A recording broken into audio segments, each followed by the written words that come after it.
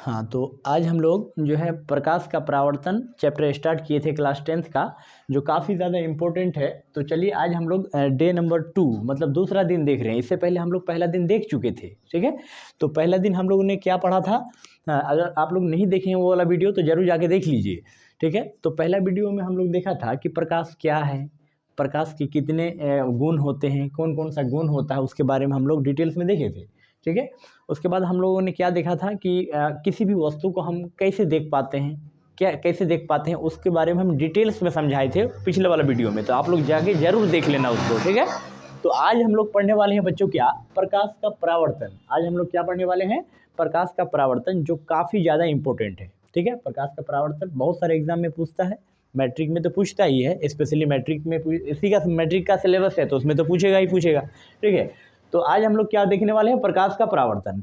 तो चलिए देखते हैं, इसको समझते हैं बढ़िया से, ठीक है। वीडियो में अंत तक बने रहिएगा, है ना। अच्छा लगेगा, मस्त लगेगा, ठीक है। अगर नहीं लगा तो फिर जो है आप वीडियो को अनसब्सक्राइब कर लेना, है ना। अगर चैनल में पहली बार है तो ज़रूर सब्सक्राइब कर लेना दोस्तों। तो देखते हैं हम लोग प्रकाश का परावर्तन क्या है। इसको इंग्लिश में बोलते हैं reflection, REFLECTION, reflection, OF of LIGHT, light, reflection of light. प्रकाश का परावर्तन को हम लोग क्या बोलते हैं, रिफ्लेक्शन ऑफ लाइट। इंग्लिश में क्या बोलते हैं, रिफ्लेक्शन ऑफ लाइट।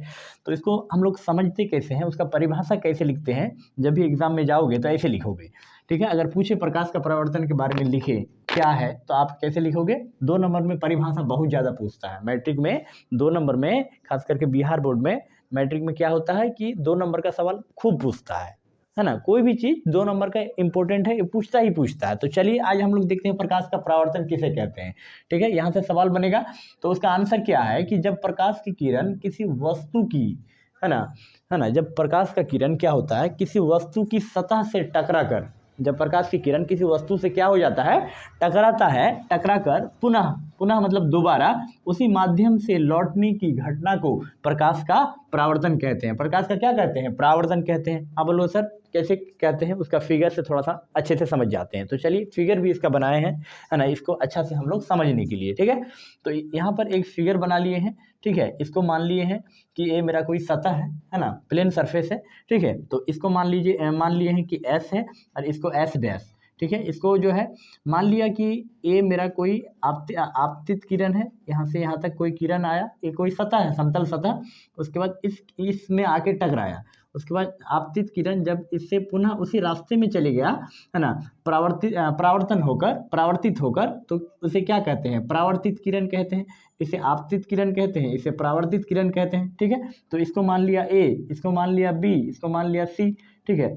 तो ए हो गया मेरा, जो ए वाला लाइन है यहाँ जो देख रहे हैं, इसको बोलते हैं अभिलंब, इंग्लिश में नॉर्मल बोलते हैं। क्या बोलते हैं बच्चों, इंग्लिश में नॉर्मल, इंग्लिश में क्या बोलते हैं, नॉर्मल, ठीक है। और हिंदी में अभिलंब। इसको डी मान लिए, ठीक है। तो इसको मान लिए, इसको आई एंगल मान लिए, मतलब एंगल ऑफ इंसिडेंट। आपतन कोण हिंदी में बोलते हैं, इसको बोलते हैं परावर्तन कोण। इसको क्या बोलते हैं, परावर्तन कोण। इसको क्या बोला जाता है, परावर्तन कोण। तो यहाँ देखिए ये वाला कोण को आपतन कोण, इसको बोलते हैं परावर्तन कोण, ठीक है।